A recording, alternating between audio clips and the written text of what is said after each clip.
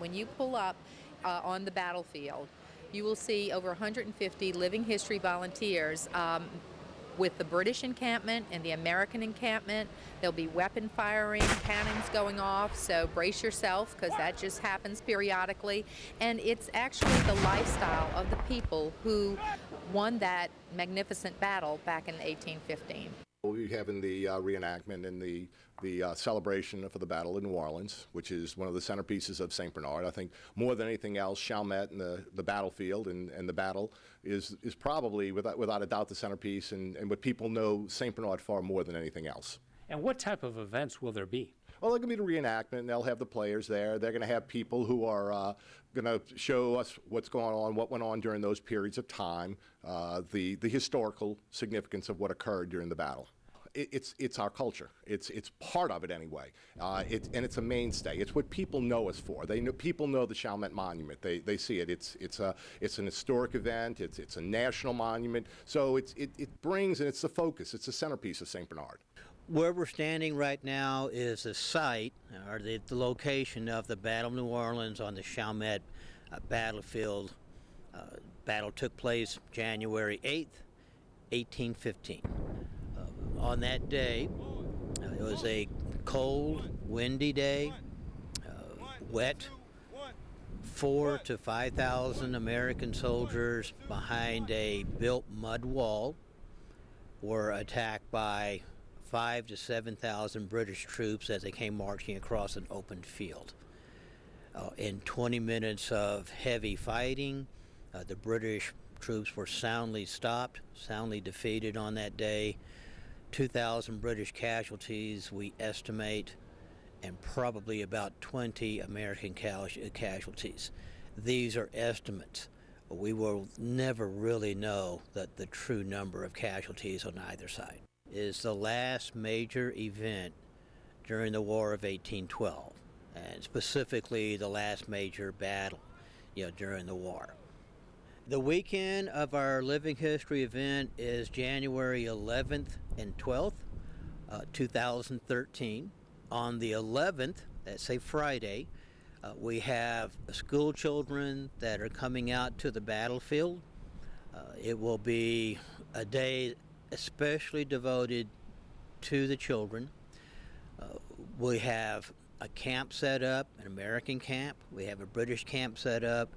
Individuals that are in these camps will talk to the kids from different schools, explaining some of the lifestyle from people then. On Friday night, we're going to have our 11th annual Battle of New Orleans reenactment. We've been doing this every year since 2003. We have over 100 reenactors in period costume that will actually reenact part of the Battle of New Orleans campaign, which will be the December 23rd night skirmish. That was the first land engagement, part of the Battle of New Orleans.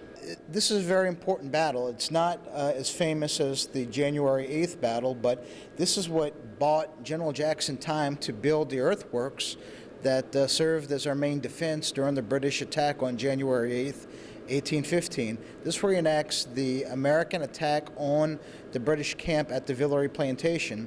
The British had just landed. A lot of them were very tired getting through the swamp and having to carry their equipment, and they were caught off guard by Jackson's attack. When Jackson learned of the British landing at the Villeray Plantation, he declared, "By the Eternal, they shall not rest on our soil," and put together a makeshift last-minute attack that threw the British off balance.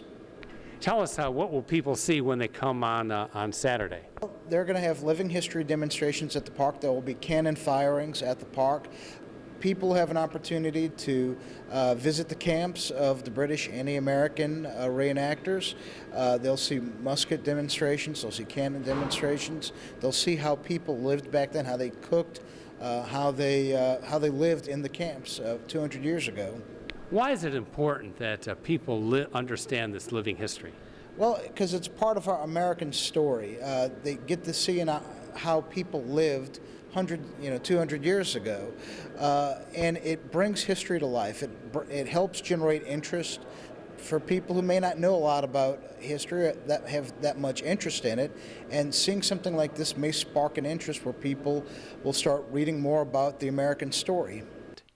The history part, knowing the history. I'm a little bit of a history buff, so I like that. I like seeing the uniforms. I think everybody likes seeing the gunfire that goes on and seeing the weapons that we use during that period of time. We have people from all over the nation that will be down here doing the reenactment, and it shows a lot of purpose in what goes on during this period of time. We have people that actually come from England because they want to see that event because it was very important, of course, and not in a good way for the British Empire. But we have people from all over the country that seek out national parks and battlefield events that come and want to see in this portrayed. So people as close as just metropolitan New Orleans, but people as far away as California or other parts of the country. So we try to gather that information and when they come here to the visitor center, and we really have seen people from all over the states. Why is it important that this history be preserved?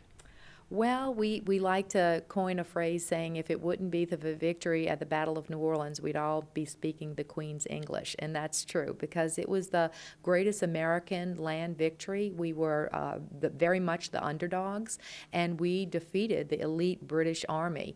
And to preserve the Western expansion and preserve our new American freedom. So it's a huge story to be told, and it needs to be told, and it needs to be preserved because those were the people who came before us to help solidify our freedom.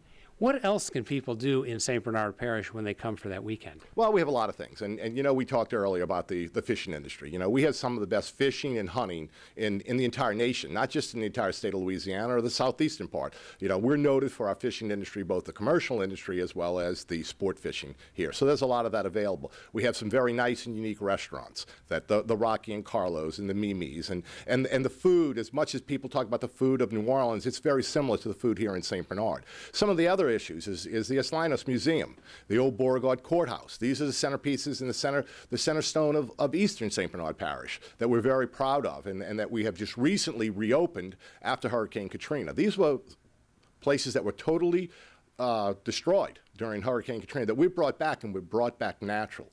By the time this event occurs as well, our courthouse, where we have court every day, will be open. It's one of the oldest courthouses in the United States, as a matter of fact. It has the largest courtroom in the state of Louisiana, probably even close to being the largest courtroom in the United States. So all these things are coming on board now. It's 7 years since the storm, and now these things are all coming back, and they're all new and they're unique, and we brought them back as they were when they were originally created. For people that are planning to attend, what should they do?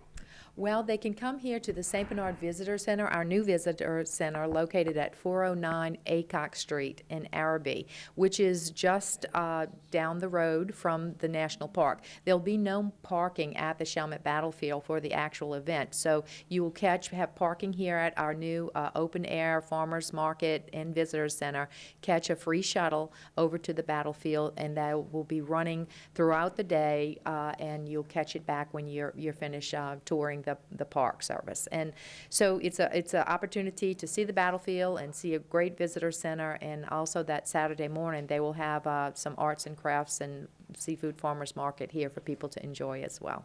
Well, one of the best things to do, you either contact, number one, our tourist department.